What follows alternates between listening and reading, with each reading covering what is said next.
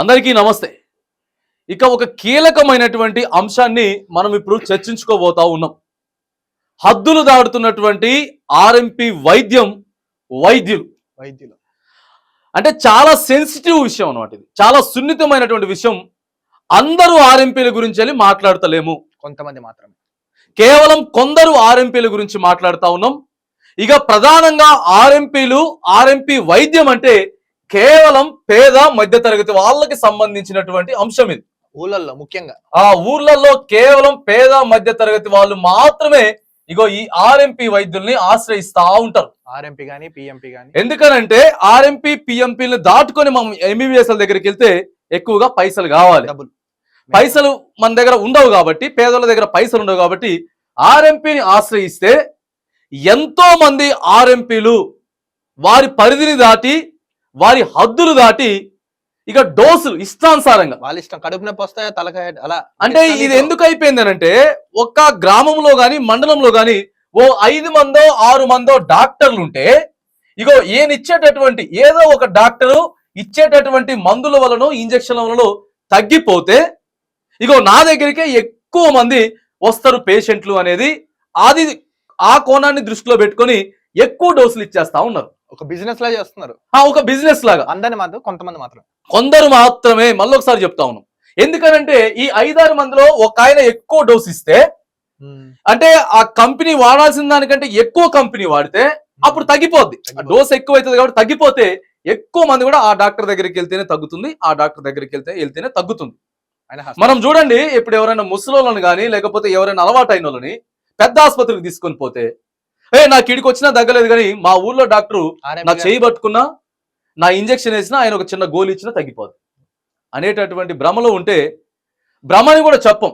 కాకపోతే ఆర్ఎంపీ ఎక్కడ వరకు చేయాలో అక్కడ వరకే చేయాలి. అంతే. ఓ పేషెంట్ నీ దగ్గరకు వచ్చిండు, జ్వరం వచ్చింది, నువ్వు ఇంజక్షన్ లేకపోతే గోలే ఇచ్చినావు, నీ కాడ తగ్గలేదు, మళ్ళా సెకండ్ డే నీ దగ్గరకు వచ్చింది అనుకో, ఇగో అట్లా కాదమ్మా మీరు బ్లడ్ టెస్ట్ చేసుకోండి, రిఫరెన్స్ ఇవ్వాలి అని చెప్పకుండా వీళ్ళే ఆడ పడుకోబెట్టి సొంత వైద్యం ఏది పడితే అది సిలిండర్లు ఇచ్చేసేసి, ఏది పడితే అది హై డోసులు ఇచ్చేసేసి చివరికి ఏమవుతుందంటే మనిషి ప్రాణాలు వదిలే కాడికి వస్తా ఉన్నది. ప్రాణాలతో చెలగటం చేస్తారు. అప్పుడు ఏం చేస్తున్నారు, ఏ జరగకూడదు జరిగితే ఆ బాడీని తీసుకొచ్చి నీ ఆసుపత్రి ముందే పెడతారు, అంతే, నీ ఇంటి ముందు పెడతారు. నువ్వు 4 లక్షలు 5 లక్షలు లేకపోతే 10 లక్షలు ఆ పార్టీ రాను, ఈ పార్టీ రాను, ఆ నాయకులను, ఈ లీడర్లను, నీకు ఇదే పంచాయతీ. ఈ పంచాయతీలు ఎందుకని అడుగుతా ఉన్నావు. అవసరమా ఈ పంచాయతీలు ఎందుకంటే ఒకటి ఆర్ఎంపీలు మళ్ళీ చెప్తా ఉన్నాం, ఇగో రాత్రి 12 గంటలకు కూడా ఇంట్లో వాళ్ళకి కడుపు నొప్పి వచ్చో తలనొప్పి వచ్చో లేకపోతే ఇంకోటి అయ్యి సీదా ఆయన ఇంటికి పోతే ఆర్ఎంపీ లేస్తాడు. డబ్బులు ఉన్నా లేకపోయినా ఆయన ఇస్తాడు, ఆ టాబ్లెట్ ఇస్తాడు, దానికి సంబంధించిన వైద్యం చేస్తాడు.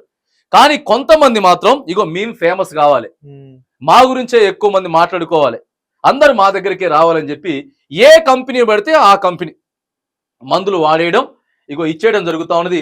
ప్రధానంగా ప్రజలందరినీ కూడా కోరుతా ఉన్నాం, మీరు కూడా దయచేసి ఎట్లుంటుంది అంటే పోయి ఆయన చెప్పిండు అనుకో, కొంతమంది చెప్తారు బ్లడ్ టెస్ట్ చేయించుకోండి లేకపోతే మీరు ఇంకొక పెద్ద డాక్టర్ని సంప్రదించండి అంటే దానికి సంబంధించినటువంటి స్పెషలిస్ట్ ఎవరైతే ఉందో వాళ్ళని సంప్రదించాలంటే లేదండి మీరే చూడండి అని చెప్తా ఉంటారు. వీళ్ళే చెప్పేస్తారా.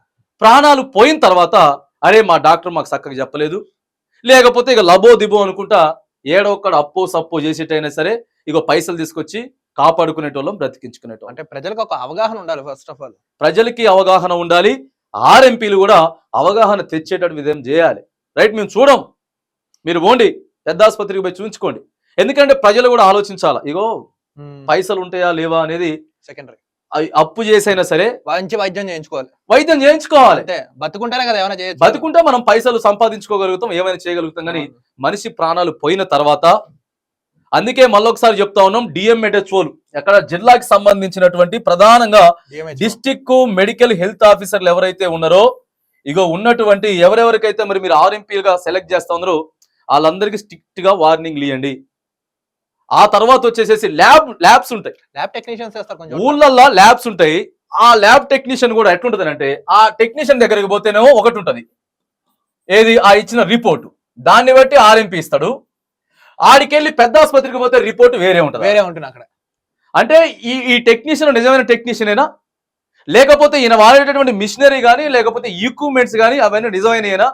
ఇట్లా కొన్ని వందల వేల ప్రాణాలు గాల్లో కలిసిపోతా ఉన్నాయి, గాల్లో కలిసిపోతా ఉన్నాయి, హద్దులు దాడుతా ఉన్నాయి. అందుకే చెప్తా ఉన్నాం, ఇగో హద్దులు దాటి ఎవరైతే వైద్యం చేస్తా ఉన్నారో మా దృష్టికి తీసుకురండి. డిఎంఎన్హెచ్ఓకి డైరెక్ట్ కంప్లైంట్ పెడతాం. మేము హాస్పిటల్ తనిఖీ చేస్తారు, ఆడ ఉన్నటువంటి ల్యాబులను తనిఖీ చేస్తారు, మెడికల్ షాపులను కూడా తనిఖీ చేస్తారు. అంతేగాని ప్రాణాలు చిన్న వయసులో ఉన్నటువంటి ప్రాణాలు కూడా ఆర్ఎంపీలు పోతా ఉన్నాయి. హద్దులు దాటి వైద్యం చేయొద్దు. మళ్ళీ ఒకసారి స్ట్రిక్ట్ గా చెప్తా ఉన్నాం, ఆర్ఎంపీ అంటే జస్ట్ ఫస్ట్ ఎయిడ్ అంతే. మీరు ఫస్ట్ ఎయిడ్ చేయండి, వాళ్ళకి ప్రజలకి సలహా సూచనలు ఇవ్వండి. మళ్ళొక్కసారి ఇగో ప్రజలకు కూడా మేము అవగాహన కల్పిస్తా ఉన్నాం. డబ్బు కొద్దిగా అటు ఇటు అయినా కానీ సంపాదించుకోవచ్చు, కానీ మీరు పోయి ఆర్ఎంపీని ప్రెజర్ పెట్టకండి. ప్రెజర్ పెడతారు, వీళ్ళే చెప్పేస్తారు మాకు ఈ గోళీ రాసి నువ్వు అది రాసి ఇది రాసి ఇచ్చాయి, నువ్వు చూస్తేనే మాకు దగ్గుతుంది. అందుకే ఇగో ఓ 50% ప్రజలకి అవగాహన లేకపోవడం వల్ల, ఓ 50% ఆర్ఎంపీలు కొద్దిగా ఓవర్ యాక్షన్ చేయడం వల్ల, ఆర్ఎంపీలు కొద్దిగా ఓవర్ యాక్షన్ అనే చెప్పుకోవాలి. అందరు కాదు, కొందరు. ఎందుకంటే ఇగో నేనే తోపుని, నా దగ్గర కొద్దిగా తగ్గిపోద్ది అది. ఇంకేం చేస్తారో తెలుసా కొంతమంది ఆర్ఎంపీలు, స్కిన్ కి సంబంధించిన వాటి, లేకపోతే హెయిర్ కి సంబంధించిన వాటి 3,000 4,000 ఇచ్చి ఎక్కడికో మందులు తెప్పించుకొని, ఇగో మా వల్ల తగ్గిపోద్ది, మేమే ఇది చేస్తాం అది చేస్తాం. అవన్నీ ఎందుకు? నువ్వు 100 కేసులు చూసినా ఆ 100 కేసులో ఒక్కటి రివర్స్ అయినా కూడా మొత్తం నీ కెరియర్ కి, నీ ఆసుపత్రికి, ఇగో నీకు మొత్తం నువ్వు సంపాదించింది మొత్తం పోద్ది.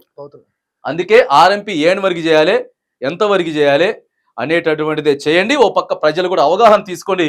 ఇక వైద్యం మాత్రానికి చేయాల్సింది దానికంటే ఎక్కువ చేసేస్తాం, మా ఇష్టం వచ్చిన డోసులు ఇచ్చేస్తాం, ఇష్టం వచ్చిన కంపెనీలు ఇచ్చేస్తాం అంటే మాత్రానికి కుదరదు. హెచ్చరిస్తా ఉన్నాం. మళ్ళొక్కసారి అక్కడ ఉన్నటువంటి డిఎంఎన్హెచ్ఓలు, డిసిహెచ్ఎస్లు, ఇక ప్రాథమిక హెల్త్ సెంటర్ మండల్లో ఉన్నటువంటి పిహెచ్సిలలో ఉంటారు కదా వైద్యాధికారులు, ఎవరైతే ఉంటారో మీరు అక్కడ మీ లోకల్లో ఉన్నటువంటి మళ్ళొకసారి సమీక్ష నిర్వహించండి. ఒక డెత్ కూడా కాకూడదు. ఆర్ఎంపీలు నిర్లక్ష్యం చేసిర్రు, లేకపోతే ఆర్ఎంపీల వల్ల ఇదైపోయింది, ఏది పడితే అది ఇవ్వకూడదు. మీరు ఏ డోస్ అయితే ఇస్తా ఉన్నారో ఆ డోసు ఖచ్చితంగా మీ మందుల సీటీ మీద ఉండాలి. పేషెంట్కి ఏదైనా అయితే మాత్రం అయ్యో చూపించాలి. అంతేగాని హద్దులు దాడుతా ఉన్నది ప్రధానంగా ఆర్ఎంపీలు అంతా కూడా ఒళ్ళు జాగ్రత్త పెట్టుకొని పనిచేయండి. ఇగో ప్రజలకు కూడా చెప్తా ఉన్నాం, మళ్ళొక్కసారి అటు రూపాయి అటు ఇటు అయినా కానీ ఒక రోజు తగ్గకపోతే మాత్రం 2 రోజుల టెస్టులు చేయించుకోండి. విలువైనటువంటి ప్రాణాలు కోల్పోతా ఉన్నాం. మనిషి పోయిన తర్వాత తెలుస్తుంది ఆ బాధ. అంతేగాని ఓ 10,000 20,000 అటో ఇటో మనిషి మంచుకుంటే మాత్రం మనం సంపాదించుకోవచ్చు, కానీ అండర్స్టాండింగ్ లో ఉండాలి. ఆర్ఎంపీకి ప్రజలకి అండర్స్టాండింగ్ లో ఉండి ఇగో మీ విలువైనటువంటి జీవితాన్ని కాపాడుకోవాలని చెప్పి కూడా మరి మనం విజ్ఞప్తి చేస్తా ఉన్నాం.